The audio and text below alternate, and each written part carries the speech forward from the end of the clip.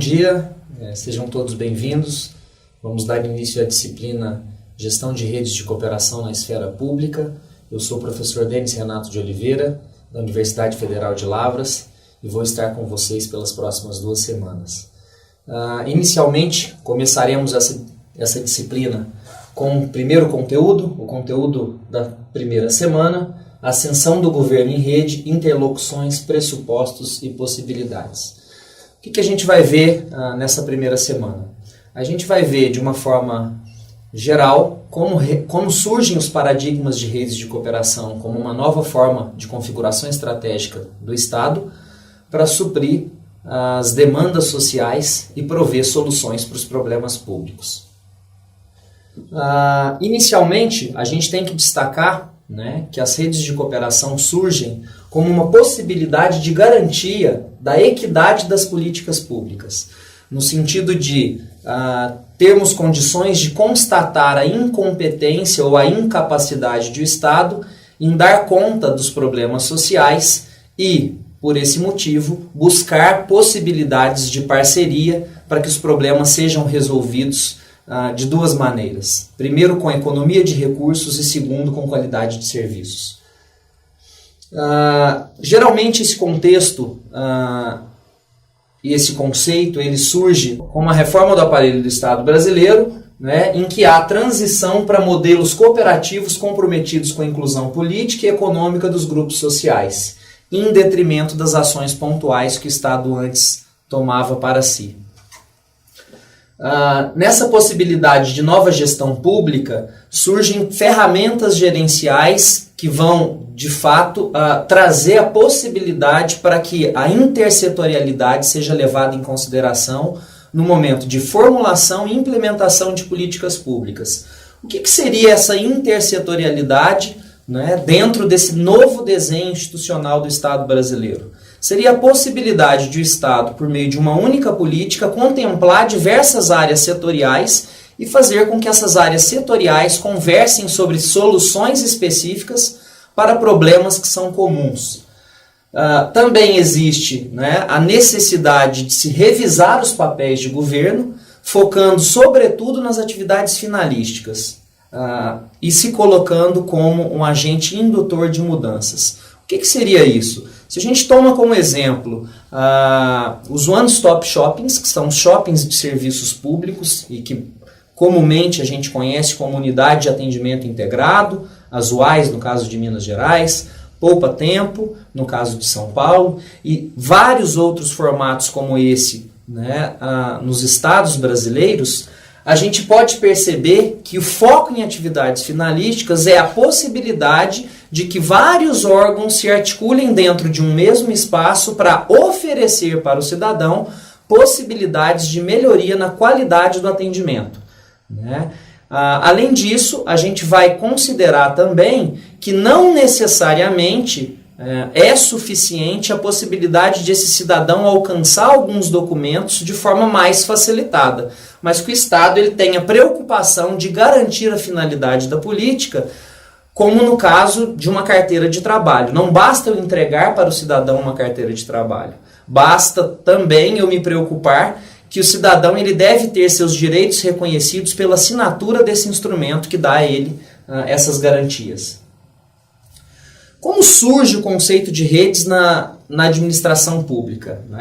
A gente sabe que o conceito de redes na esfera privada ele é bastante antigo, ele já vem sendo desenvolvido como uma disciplina há muito tempo, mas especificamente na administração pública a gente tem um boom da consideração dessas possibilidades a partir dos anos 80, anos 90, quando de fato a gente tem aí a introdução da reforma administrativa do Estado brasileiro numa perspectiva de melhoria da qualidade e garantia de eficiência. Na administração privada, esse conceito ele surge quando a gente percebe que um velho modelo organizacional ele leva em consideração a atuação hierarquizada das empresas. As empresas atuando sozinhas em um mercado altamente competitivo para se manter vivas nesse mercado. Mas a gente percebe também que somente sozinhas essas empresas não conseguem obter vantagens competitivas. E elas procuram então as parcerias, se baseando principalmente em duas teorias. Na teoria dos custos de transação, que leva em consideração a racionalidade limitada que as organizações possuem, né? Eu não tenho todo o conhecimento que me é necessário para garantir competitividade, logo eu preciso estabelecer relações de parceria com outros que me complementam, seja em recursos ou informações. E a dependência desses recursos de outros no que diz respeito, por exemplo, aos processos de negociação, a partilha de recursos e estrutura, a processos de comunicação conjunta, mais especificamente falando de marketing. Então, todas essas movimentações no sentido de se criar redes no âmbito corporativo surgem como uma única prerrogativa. Qual prerrogativa? A prerrogativa do foco no desempenho, né? Esse desempenho, mais especificamente falando, sobre o desempenho financeiro ou econômico. Se eu atuar sozinho, eu tenho determinado desempenho. Atuando conjuntamente, de forma colaborativa, eu posso ganhar, né, em desempenho econômico muito mais do que atuando de forma isolada. E isso faz com que as organizações passem a pensar na possibilidade, então, de estabelecer relações colaborativas umas com as outras. O que faz com que as redes, então, elas se desfaçam ao longo do tempo, né? As redes, elas se desfazem, mesmo que haja ganhos econômicos para os parceiros, por dois motivos principais, né? Primeiro, pelos motivos relacionais. É muito difícil a gente estabelecer relações de confiança nesse ambiente, né? E geralmente as organizações, elas se veem, né, imersas em conflitos dos mais variados interesses. E no nível institucional, ou seja, o ambiente provoca para essas organizações situações em que elas não controlam. E por esse motivo elas preferem então atuarem sozinhas do que de forma colaborada. Isso tudo tendo como respaldo três principais teorias, né? A teoria da agência, que diz respeito especificamente ao conflito, né, entre o proprietário e o agente. E geralmente a gente pode falar entre o patrão e o funcionário, e aí no setor público a gente pode falar especificamente sobre as questões que dizem respeito ao interesse do poder público e às demandas ou os anseios da sociedade, o nível de confiança que a gente estabelece com esses parceiros, né, no sentido de fazer com que as relações se tornem duradouras, e o risco. O risco iminente de a gente estabelecer algum tipo de parceria e a partir dessa parceria não obter os resultados que a gente gostaria.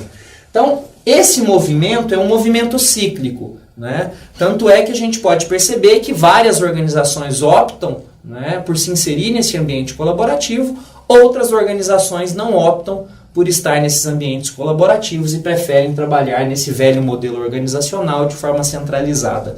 A mesma coisa vai acontecer com o Estado, né? Se a gente for retomar a reforma do aparelho do Estado brasileiro no início dos anos 90, a gente teve claramente situações políticas e econômicas que nos levam a pensar que o foco no desempenho econômico para a retomada da capacidade de investimento em políticas públicas ela é grande, né? E faz com que o Estado, então, constatando a sua incapacidade para atender a todas essas demandas pós-período de redemocratização, ele se vê na necessidade de formar ou de firmar parcerias, seja com ele próprio, na perspectiva de garantir essa intersetorialidade política que a gente disse, seja com o mercado, né, surgindo especificamente as parcerias público-privadas e os convênios específicos firmados para a cooperação mútua, ou também, né, as parcerias com a sociedade, para que a sociedade se torne partícipe do processo de construção dessas políticas.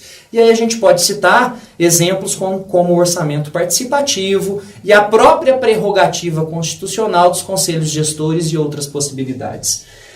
Só que o Estado, ele, depois de retomar essa capacidade de financiamento, ele se vê num processo dificultoso, né, de mediar essas relações, esses interesses em jogo que partem para esse nível relacional e esse nível institucional.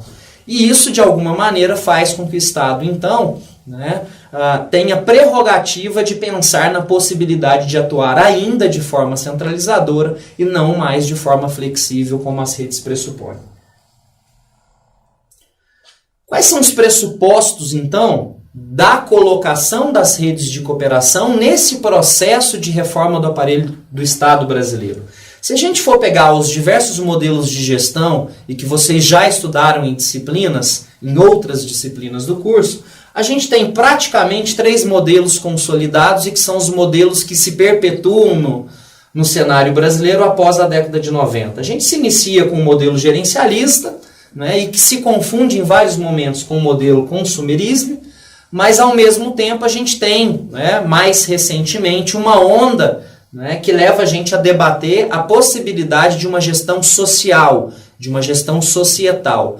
Todos esses modelos acontecendo ao mesmo tempo no Brasil, forma que não acontece em outros países, né, eles têm como prerrogativa principal a descentralização administrativa, ou seja, o Estado passar para entes de menor grau, né, aí vamos falar da União especificamente passando para os estados e municípios, diversas responsabilidades. E os modelos eles têm prerrogativas de se entender essa descentralização de forma diferente.